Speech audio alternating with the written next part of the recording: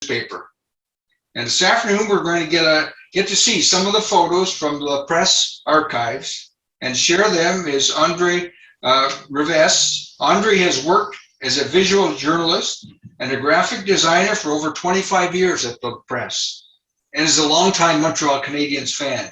So he's the perfect guide for us to see the photographs out of the LaPresse archives.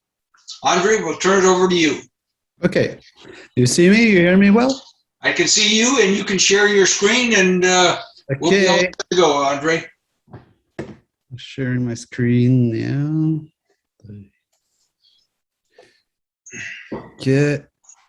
Here it goes. There it goes. Okay. Thanks, everybody, for joining me. We're perfect, André. Yeah, okay. Well, don't be afraid to come help me sometimes, Bill. And for James, please don't be afraid to do some emergency translation because my English is quite hesitating sometimes. Sorry, everybody. We miss here. Okay, thanks, James. Always count on you. Okay, let's start the screen show.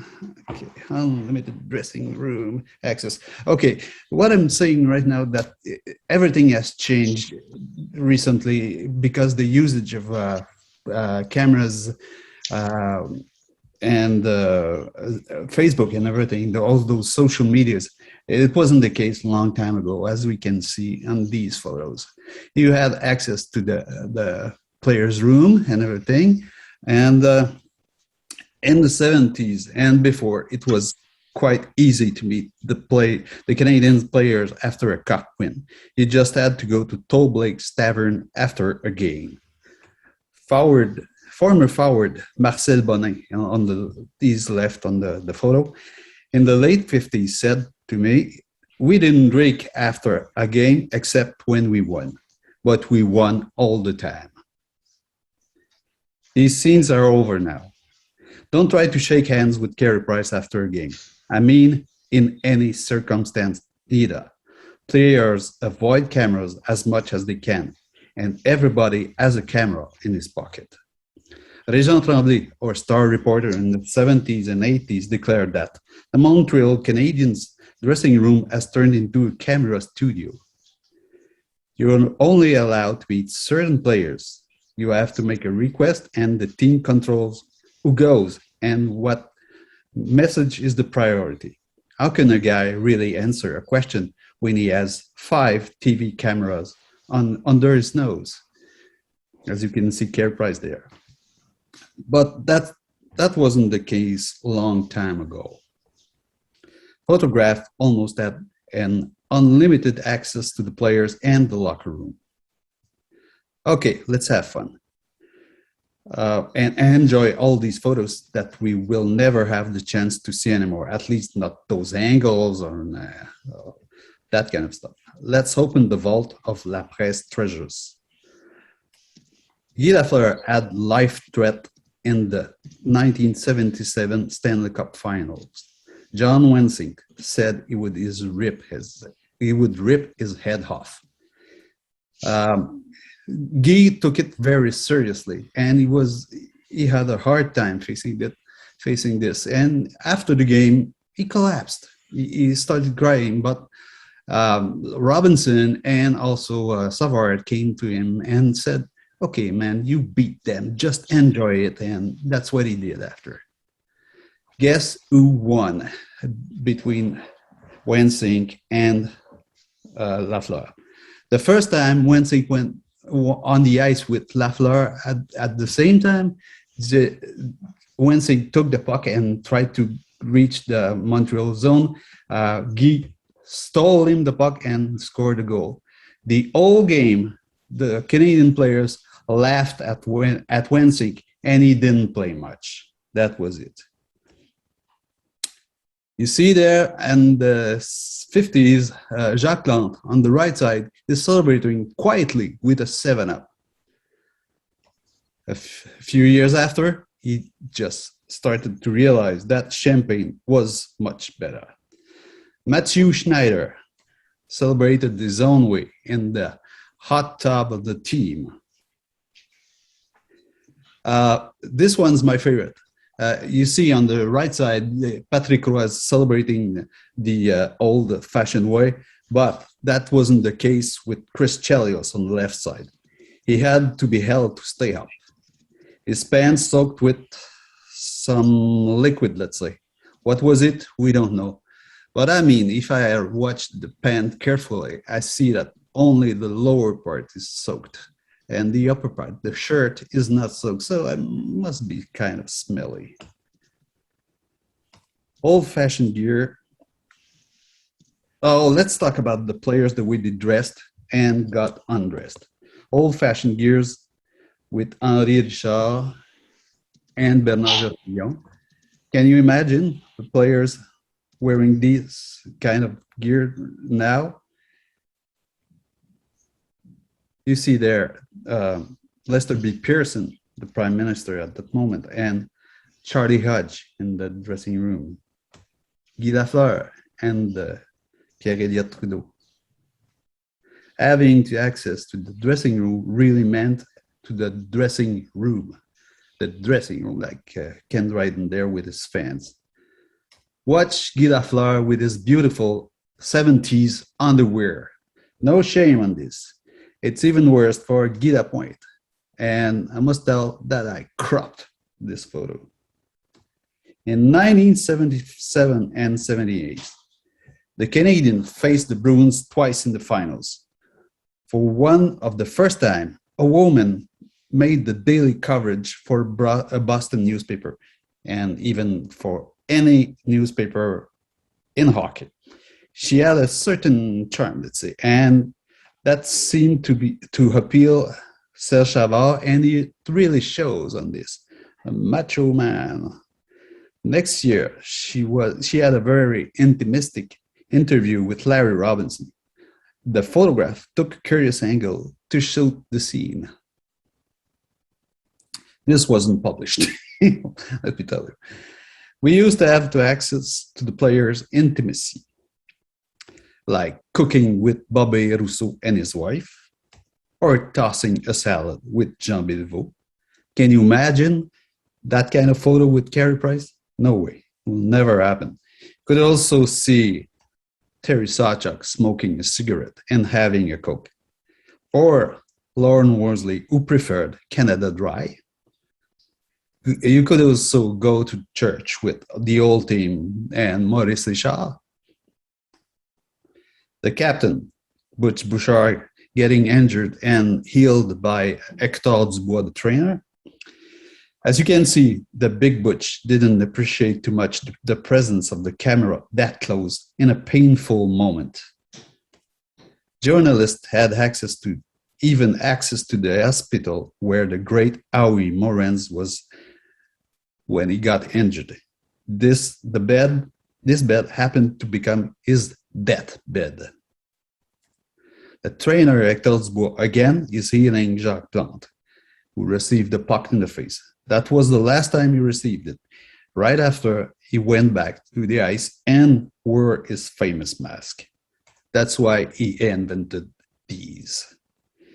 His substitute, Jerry McNeil, adopted this one, the one we called the pretzel one. You could even go inside the dressing room before a game. Toe Blake and the bunch of players in the 60s. You have there Bobby Rousseau, Dave Ballon, Dick Duff, and Captain Jean Béliveau, and his assistant, Henri Richard. And this is quite a touching moment where we see Béliveau speaking with his successor as team captain, Henri Richard. You see there a practice in the first day of the training camp in the 20s of the Cecil Hart's team. On the left side, you can see the third guy there is the great Howie Morens, and right beside is the team, on his left side, is the team captain Silvio Manta. On this picture, there's Jean Béliveau and Jean-Guy Talbot calling home for their wives on a trip to Chicago, which was the longest train trip at this moment. And Matthew Schneider also phoned after getting the Stanley Cup in 1993, the last Montreal Canadiens Stanley Cup win. Hey, mom, guess what? I won the Stanley Cup. Okay, it was supposed to be more fun. Okay. There was also some darker sides. You see there, Jean Beliveau, who broke a leg in the 60s. We had access to this, which was pretty cool. And the St. Louis Blues went to the Stanley Cup finals 3 times in a row. The last time they faced that man. The coach, Scotty Bowman, had a hard time there. He couldn't stop Bobby Orr. And he moved to Montreal after, where he had more success. Can't win them all. Losing Stanley Cup wasn't in Ken Dryden's genes. Neither in Craig Ludwig's one.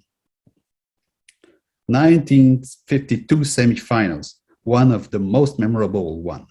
After an heroic performance, as you can see, to eliminate the Bruins, you see on the left side, Sugar Ray Henry, the Bruins goaler, and Maurice Richard all injured, bleeding both. Maurice Richard, after the game, fell apart and started crying in the locker room on the right side. This is one of the most touching picture we have, probably. Right there on his right is Ernest Savard, I guess, the owner of the team at that moment. This is also a touching moment. This is the national funeral of Howie Moran's, which were held in the Montreal Forum in the 30s. On the right side, on the bottom part, you see owner Léo Dandurand, which was very touched by the death of his star and friend, Howie Moran's. That was the first time a number 7 was hanged in the forum ceiling. That was the first ever number removed from this hockey team. You see on the bottom part, if you can watch, you have the guys in lineup are CCLR, the coach, Johnny Gagnon's teammate, and Aurel Joliette right after. Let's forget the dark side and watch what they were first. A bunch of friends playing game. You see there Henri Richard and Frank Malovich.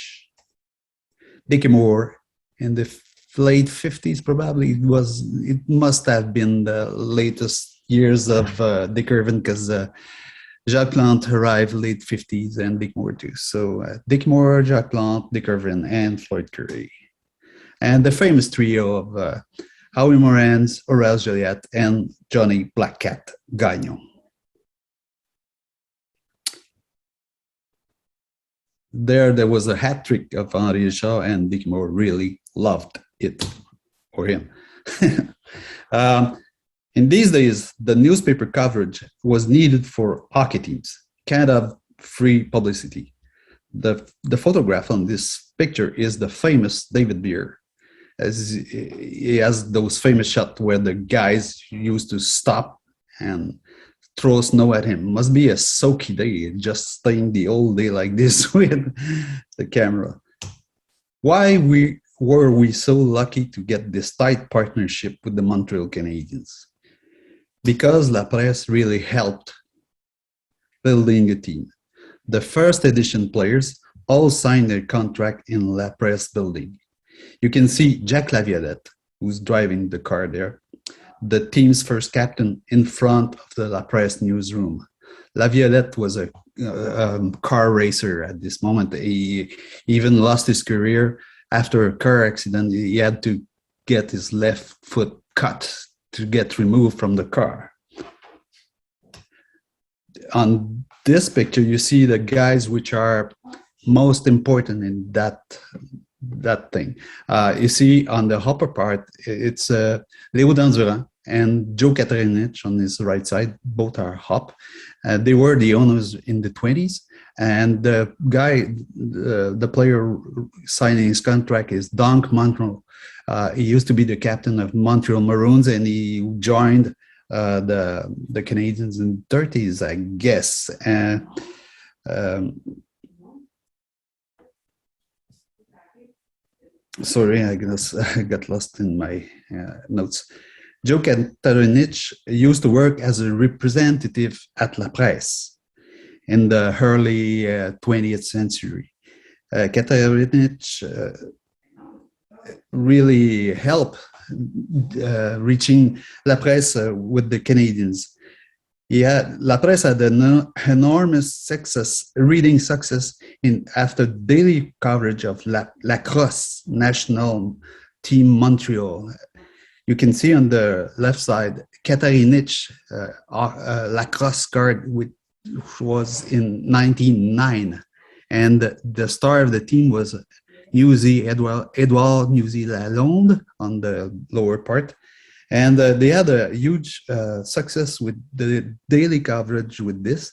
So when Ambrose O'Brien, who founded the Montreal Canadiens, he wanted to create a French hockey team in Montreal, LaPresse gave them a tight partnership because they knew they would help them. It would help them having success with the readers.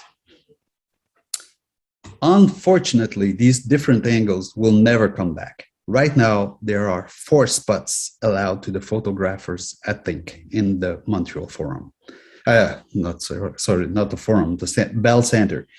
The top view has been bought by Getty Image for the whole year, so it's not available. It's not the case in some arenas. That's why you can see some top views in other arenas like Anaheim, Calgary, and Colorado, if my memory is good. So that's almost it, ladies and gentlemen. I hope you enjoyed, and thanks, everybody. Thank you, Andre. Just a fascinating group of photographs. No questions come up in the chat box, yes, but I have a couple. When did the locker room or dressing room access change? Was it late 80s or early 2000s? Looking at your photos, and you mentioned this change. When do you think it really started to change? For us, there's one thing very important that happened. In the 90s, I guess, it was Bob Gainey who was the general manager of the team. He hated one reporter from our staff. They had a hard time because he said there was a cancer inside the locker room and everything. So the reporters were kicked out of the airplane. And at that moment, at that precise moment, and it started a movement where everything has to be tightened up. Access was kind of privileged. You had to ask and everything. That's mostly it. Okay. And kind of another one I had here is an amazing collection of photographs that are in the archives. Are they available to authors to use in publications, and how they might obtain copies, Andre? Yes, there are. They can send requests to LaPresse directly at their website, at least, or even VANQ, Bibliothèque et Archives Nationales du Québec. Okay. Archives National Quebec. Okay. Has a huge collection online there. It's easy to get. Well, their website is quite obscure, quite a labyrinth, but if you try hard, you're gonna get a huge lot of photos of LaPresse down there, and they can be used. You can ask a request and publish them sometimes. Okay.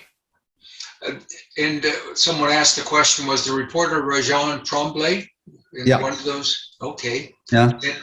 And Fred had his hand up here. Fred, do you want to unmic yourself and ask the question directly? Yes, thanks, Bill. I was wondering, in the Toronto market, the Turovskys had a sort of monopoly on photographing the Toronto Maple Leafs, not just official photographs, but they also went out and did special events for the Leafs families. I know the Turovskys shot Teeter Kennedy's wedding. They shot baptisms. Do you know if some of the LaPresse photographers enjoyed some of those other benefits of being official hockey photographers?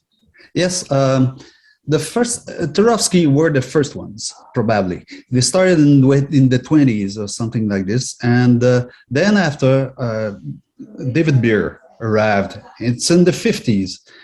Beer had the same kind of relation with the Montreal Canadiens than the Turovsky had before, and they even sometimes collaborate the Turovsky brothers and Beer together. They exchanged some pictures.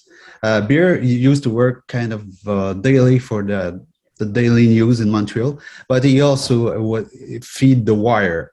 And then after we at LaPresse didn't have a real sports photograph at that moment. It started in the 40s with Roger Saint-Jean. Roger Saint-Jean was the first officially sports photograph at LaPresse. And it's kind of famous. You may remember this picture of Elmer Lack and Maurice Richard jumping in each other's hand in 1953 Stanley Cup final, I guess. This is probably one of the most famous picture of Roger Saint-Jean.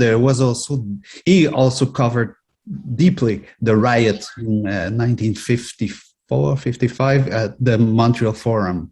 He was the first one, officially a French photograph there, to cover that intensively, Montreal sports.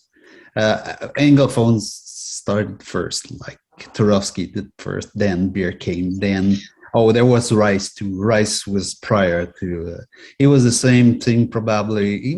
It's even older than the Turovsky brother. You know the Rice pictures? Do you know them? Yeah. Yeah. Okay. They always have white background, and you see Morans and the guys from the 20s. He was the first to come. We did had photographs at that moment, which they made those shots, those famous shots of a team in front of the Forum. You remember on the sidewalks, they were standing in the sidewalks.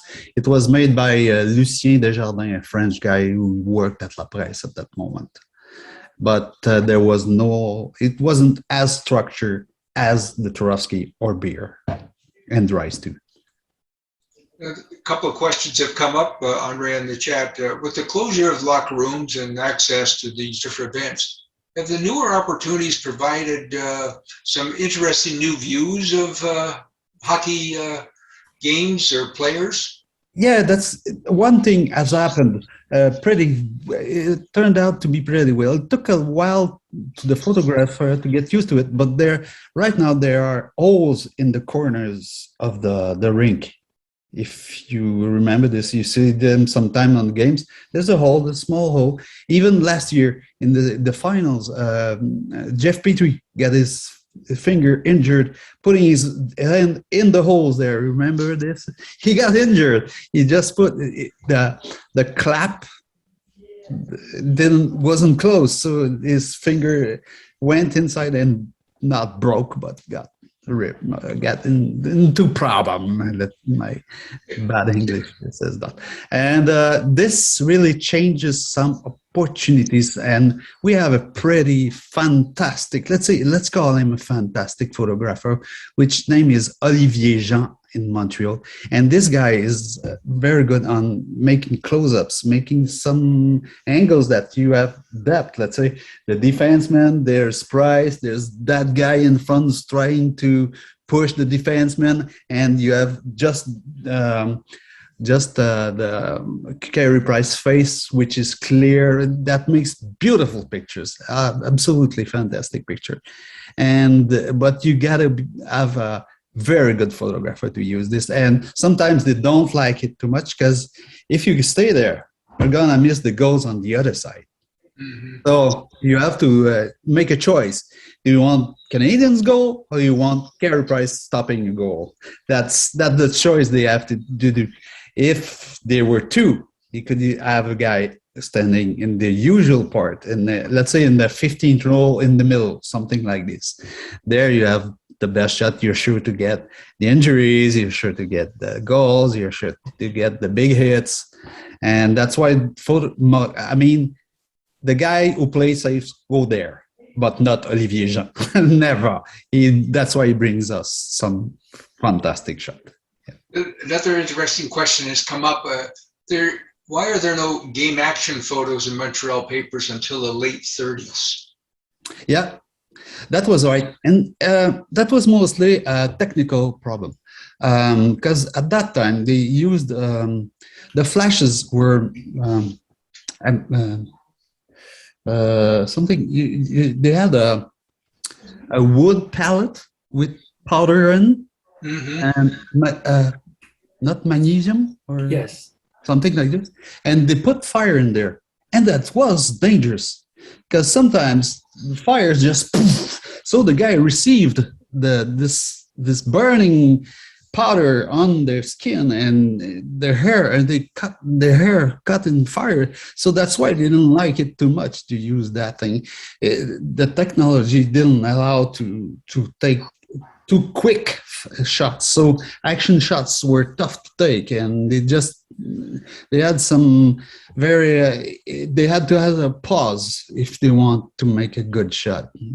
That's why there's no action shot at that moment. I remember the first game we covered, it was Uzi Lalonde and everything. They were just standing, like, don't move, because it's a quite slow opening for the camera. So, yeah. See, somebody else has picked that out on the chat here. The film was very slow and not very light sensitive and made indoor photography very difficult at the time. Yeah. Another question came up. Do you have any photos of photographers taking pictures on the ice? Yes, I brought it before. I made a presentation on Roger Saint-Jean like 3 or 4 years ago. And there was that guy, a guy named Michel Gravel. He was a photographer at LaPresse. And he said to me, we could jump on the ice during the fights. Yeah, during the fights. They could jump on the ice there. And it says, why? It's kind of a loss of time. And also the guys they liked to be taken in shot fighting. They were machos, boy, and those guys weren't the stars, so they liked to be shot in the fighting. And also the NHL, the league, liked it because it promoted violence in the arenas. At that moment, fighting was publicity good event. Good. Yeah. Okay. Merci, André. Very fascinating stuff. Well, the third period has ended, but we have a few post-game things to do today. So I'll get you to unshare your screen, André. Just fascinating photos. Thank you very much.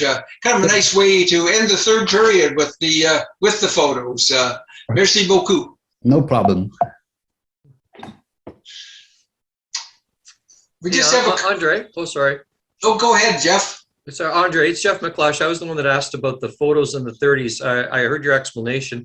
Why was it that there were game action photos? Like there's a ton in Boston papers, as well as Chicago, Detroit, New York, like going like from the early 30s.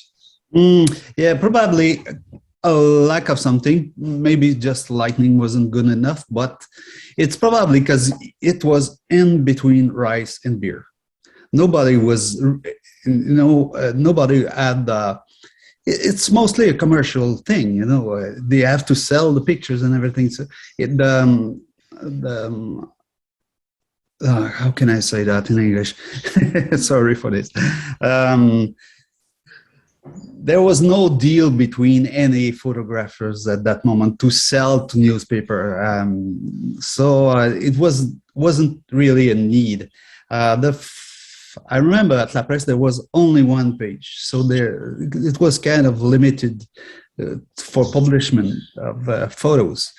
So the need wasn't really there. Boston probably had to. Canadians were well anchored in the society. So it doesn't